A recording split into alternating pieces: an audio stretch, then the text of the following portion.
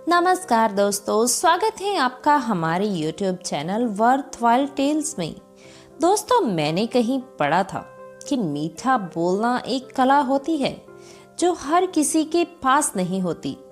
बोलने की कला हमें भगवान श्री राम से सीखनी चाहिए, क्योंकि रावण ने तो अपनी कड़वी जुबान की वजह से अपने सगे भाई विभीषण को ही खो दिया, और वहीं पर भगवान श्री राम ने अपनी मीठी वाणी से दुश्मन के भाई को भी अपना बना लिया।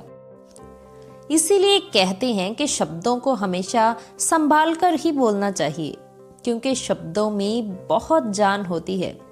तो चलिए इसी बात को लेकर मैं आपको एक प्यारी सी कहानी सुनाती हूँ। एक नगर का एक राजा, जो कि बहुत ही विनम्र था और बहुत दान पुण्य भी किया करता था। राजा का अपनी प्रजा के साथ बेहद प्रेम था, सबके दुख सुख में उनका साथ देता था, और इन्हीं गुणों की वजह से दूर दूर तक उसकी प्रशंसा हुआ करती थी। लेकिन दुर्भाग्य से राजा का जो पुत्र था वो बहुत ही अकड़ू टाइप का था। उसके बुरे व्यवहार की वजह से राजा तो परेशान था ही, लेकिन प्रजा उससे कहीं ज्यादा परेशान थी। राजा ने बड़ी ही कोशिश की अपने पुत्र को सुधारने की, उसे सही रास्ते पर लेकर आने की, लेकिन राजा असफल रहा। बड़ी दूर दूर से विद्वान बुलाए गए ताकि उसको अच्छा ज्ञान दिया जा सके, लेकिन इतने सब के बावजूद भी उसके स्वभाव में कोई फर्क नहीं पड़ा। उम्र बढ़ने के साथ साथ उसकी बुराइयां भी बढ़ती चली जा रही थी। लेकिन एक दिन सौभाग्य से महात्मा बुद्ध उस नगर में आए, तो राजा ने महात्मा बुद्ध से कहा कि अब तो आप ही मेरे पुत्र को सुधार सकते हैं। महात्मा बुद्ध उस राजकुमार के पास गए। उन्होंने ना उसे डराया, ना ही उसे धमकाया, और ना ही उसे बुरा भला कहा। बस प्यार से उसे एक नीम के पेड़ के पास ले गए और उसे नीम का एक पत्ता खाने के लिए कहा। अब जैसे ही नीम का पत्ता उस राजकुमार ने खाया, उसका मुंह कड़वा हो गया। इसी वजह से वो बहुत ही ज्यादा गुस्से में आ गया, और गुस्से में उसने उस पौधे को ही जड़ से उखाड़ दिया। महात्मा बुद्ध ने उससे पूछा कि क्या हुआ, तुमने पौधा क्यों उखाड़ दिया?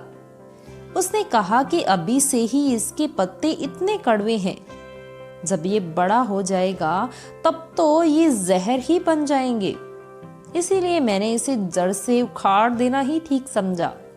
तो महात्मा बुद्ध ने कहा, तुम्हारे कड़वे नेचर की वजह से राज्य की जनता भी बड़ी परेशान है। सोचो, अगर तुम्हारी यही नीति जनता ने अपना ली तो तुम्हारी क्या दशा होगी।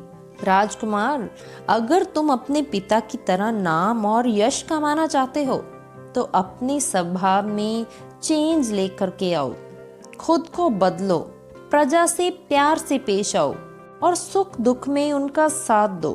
राजकुमार के ऊपर महात्मा बुद्ध की बात का बहुत गहरा असर हुआ। उसने खुद से वादा किया कि सबसे प्यार करेगा, सबकी रिस्पेक्ट करेगा। उसने अपनी बुराइयों का त्याग कर भलाई के रास्ते पर चलना शुरू कर दिया। उसने अपने कड़वेपन को ही खत्म कर दिया। दोस्तों, इसीलिए संत कबीर दास जी कहते हैं कि ऐसी बानी बोलिए मन का आपा खोई, औरन को शीतल करे आपो शीतल होई। इंसान को हमेशा ही ऐसी भाषा बोलनी चाहिए जो सुनने वाले को भी अच्छी लगे, उसे आनंद से भी भर दे और खुद भी उस आनंद को फील करे। क्योंकि हिंदी में एक कहावत है कि शील के बिना डील बिल्कुल बेकार है। अगर आप ये चाहते हैं कि लोग आपसे मीठी आवाज में बात करें, तो क्यों ना ये शुरुआत खुद से ही की जाए। तो कैसी लगी आपको आज की ये कहानी? अगर अच्छी लगी हो तो एक लाइक ज़रूर दें, और जाते जाते चैनल को सब्सक्राइब करना बिल्कुल ना भूलें। तो मिलते हैं आपसे अगली वीडियो में। नमस्कार।